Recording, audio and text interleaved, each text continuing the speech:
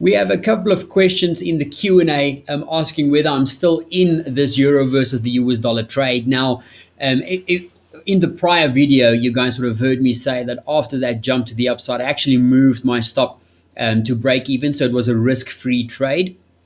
And the reason on this particular move, reason why I want to make a video about this is I think it can be an important lesson is let's quickly have a look at the reasons why I jumped into this particular trade. So jumped into this trade for two reasons. We had, firstly, during the morning, we had a German, better than expected German retail sales data coming out. So the first entry on this trade was actually lower. It was just below this 112, 200, just below that daily pivot. So that was the first one.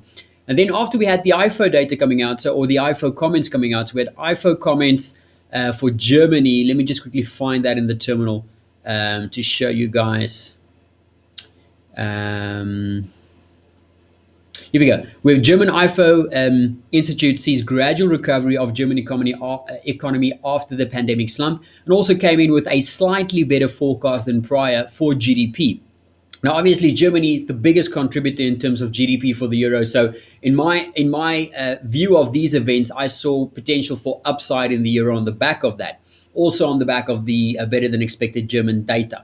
Now, I took the first entry below this area, the second one just above that daily pivot when we got the news. And the reason why I moved all of these positions into break even fairly quickly is because of the overall mixed risk tone that we have in the markets today, right? So looking at equities, they're not really going anywhere. Yes, yields are supported from yesterday's session, but still not really making any new highs in today's session. The only real big mover apart from equities or apart from the dollar today has been oil markets that have stayed well supported on the back of the better than expected private inventories from yesterday. So given the more mixed risk tone in the markets, I moved the stop to break even quite quickly because there wasn't a lot of conviction in the dollar for me in today's session.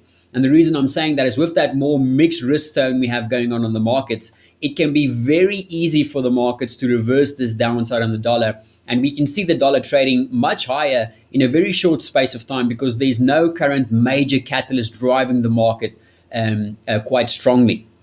So for me, looking at the euro versus the US dollar, I'm out of this trade. I got taken out with that move to the downside. Now, you guys know how trading is. Probably in 2 hours' time, we're going to see the euro versus the dollar, trading at 113. But I'm okay with that. I'm okay with missing that move to the upside because the reason for entering, even though I still think there's upside for the euro in today's session, it is a lower conviction based on the more mixed risk tone that can affect the US dollar. So thought that was just a quick lesson on these questions. On why in this particular trade I moved the stop to break even very soon and not giving it more room to breathe. It's just because the conviction level was much lower compared to a day where we have a strong trending market in terms of equities, a strong trending market in terms of yields and commodities, where we know or we have more conviction in the movements of the dollar is when I'll leave that stop, and give the trade more room to breathe. But in this particular environment,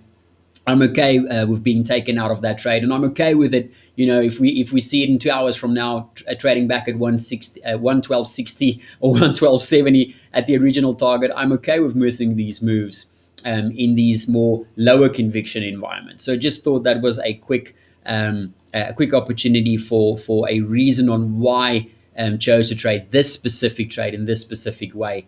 And if there's any other questions, please don't hesitate to let us know.